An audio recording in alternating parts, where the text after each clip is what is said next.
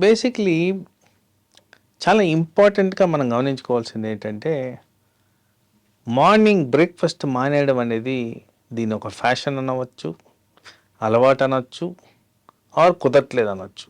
But వాటి కారణంగా అంటే స్కిప్పింగ్ బ్రేక్‌ఫాస్ట్ కారణంగా చాలా అనర్థాలకి దారితీసే విధంగా ఉన్నాయి. సో, అనాలిసిస్, సైంటిఫిక్ డేటా వీటిల్ని మనం పరీక్షించి చూస్తే ఫస్ట్ అండ్ ఫార్మోస్ట్ ఏదైతే బ్రేక్‌ఫాస్ట్ స్కిప్ చేస్తారో వీళ్ళల్లో హార్మోనల్ డిస్‌రెగ్యులేషన్ జరిగేదానికి ఆస్కారం ఉంది.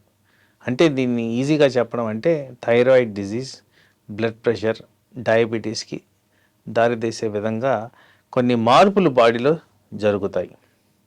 ఎప్పుడైతే హార్మోనల్ రెగ్యులేషన్ తప్పుదారిలో పడుతుందో ఉబ్బకాయం వచ్చేదానికి ఆస్కారం ఉంది. ఇవే కాకుండా బ్రేక్ ద ఫాస్ట్ అనేది ఇంగ్లీష్ పదమైనా కానీ ఈ ఫాస్ట్ని బ్రేక్ చేయకుండా ఎక్కువ కాలం అలా మెయింటైన్ చేసిన దానివల్ల పర్టికులర్గా మనకున్న స్ట్రెస్ లైఫ్లో stress ulcers, acid peptic disease, అజీర్ణం అనేది ఎక్కువగా కనిపిస్తుంది. అలాగే ఇలాంటిది ఎక్కువ శాతంలో కంటిన్యూస్గా ఉంటే క్యాన్సర్కి కూడా దారితీసే విధంగా మనకి రుజువులు ఉన్నాయి. సో ఒక simple task of skipping breakfast వల్ల బాడీలో ఇన్ని రకాల అనర్థాలు జరిగేదానికి ఆస్కారం ఉంది. ఇదే కాకుండా ఎవరైతే ఒక అపోహతో బ్రేక్‌ఫాస్ట్ స్కిప్ చేస్తే సన్నగా అవుతారనుకుంటారో వాళ్ళందరికీ ఒక క్లారిటీ విషయంగా చెప్తున్నానండి.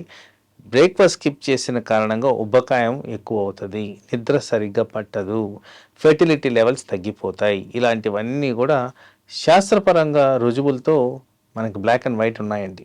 అందుకోసం స్కిప్పింగ్ ఫుడ్ అనేది మంచిది కాదు. తర్వాత ఇప్పుడున్న కండిషన్స్లో పర్టికులర్గా ఈ మెడికల్ ఆస్పెక్ట్ గురించి చూసుకుంటే ఆల్మోస్ట్ 20 ఇయర్స్ నుంచే డిజీజెస్ అనేవి వస్తూ ఉన్నాయి. సో ఈ డిజీజ్ క్రమంలో చూస్తే కంపల్సరీ ఏదో ఒక టైంలో బ్లడ్ ప్రెషర్కో, షుగర్కో, హై కొలెస్ట్రాల్కో, ఇంకో దానికో ట్యాబ్లెట్స్ అనేవి రెగ్యులర్గా మేము రికమెండ్ చేస్తూనే ఉన్నాం.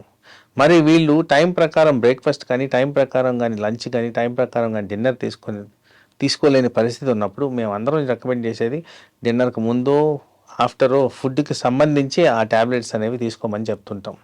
మరి క్రమంలో మీరు ఫుడ్ తీసుకోకపోతే ఈ ట్యాబ్లెట్లు పనిచేసే విధానంలో కూడా మార్పులు వస్తాయి.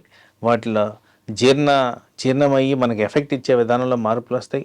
తద్వారా డోసెస్ ఎఫెక్ట్ అయ్యేదానికి ఆస్కారం ఉంది. ఎవరైతే ఇర్రెగ్యులర్ ఫుడ్ హ్యాబిట్స్ మెయింటైన్ చేస్తారో వీళ్ళల్లో ఈ ఎఫెక్ట్స్ ఆఫ్ ఫార్మకోకైనెటిక్స్, ఫార్మకోడైనమిక్స్ అనేవి అంటే డ్రగ్ పనిచేసే విధానంలో కూడా తేడాలు వచ్చేదానికి ఆస్కారం ఉంది. అలాగే ఆహారము క్రమంలో తీసుకోకపోతే జీర్ణాశయం మీద తీవ్రమైన ఒత్తిడి. ఈ జీర్ణాశయం మీద తీవ్రమైన ఒత్తిడిలో డైజెస్టివ్ సిస్టంలో మోస్ట్ కామన్గా ఈ డైజెస్టివ్ ఎంజైమ్స్ వచ్చేది లివర్ నుంచి. ఆ లివర్ దగ్గర ఉన్నదే బైల్. ఈ బైల్ ఎప్పుడైతే యూటిలైజ్ కాదో దాని కారణంగా ఈ గాల్ బ్లాడర్ స్టోన్స్ ఫామ్ అయ్యేదానికి ఆస్కారం ఉంది. తద్వారా ఏమవుతుందంటే స్కిప్పింగ్ ఫుడ్ వల్ల ఉబకాయం వస్తుంది, స్కిప్పింగ్ ఫుడ్ వల్ల గాల్ బ్లాడర్ స్టోన్స్ వస్తాయి, దాని కారణంగా అజీర్ణం చేసి యాసిడ్ ప్రాబ్లమ్స్ వస్తాయి. ఇవే కాకుండా వీటిలన్నిటి మూలాన మనం సరిగ్గా ఆహారం జీర్ణం చేసుకోకపోవడం, ఆకలి వేయకపోవడం కారణంగా మలబద్ధకానికి కూడా దారితీసేదానికి ఆస్కారం ఉంది. ఇలాంటి అవస్థలో ఉన్నప్పుడు న్యాచురల్లీ స్లీప్ డిస్టర్బెన్స్కి కూడా దారితీసేదానికి ఆస్కారం ఉంది. సో ఎవరైతే ప్రాపర్ టైమింగ్ మెయింటైన్ చేయరో వీళ్ళందరిలో సింపుల్ థింగ్ అనుకోగా దీని కారణంగా ఇన్ని అనర్థాలకి దారితీస్తుంది. కాబట్టి కంపల్సరీ టైం ప్రకారం ఫుడ్ అనేది తీసుకోవడం ఇంపార్టెంట్. వీటిల్లో ముఖ్యమైనది మీరు గమనించుకోవాల్సింది ఏంటంటే బ్రేక్ ద ఫాస్ట్ అనేది అరౌండ్ 7:30 to 8 మధ్యన తీసుకోవడం, మధ్యాహ్నం పూట 1 o'clockకి లంచ్ తీసుకోవడం, 7:30, 8 లోపల డిన్నర్ తీసుకోవడం అనేది ముఖ్యంగా గమనించుకోవాల్సిన అవసరం ఉంది.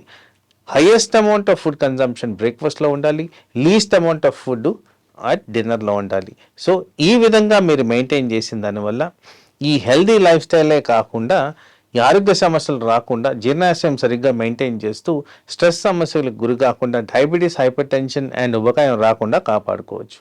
నమస్తే.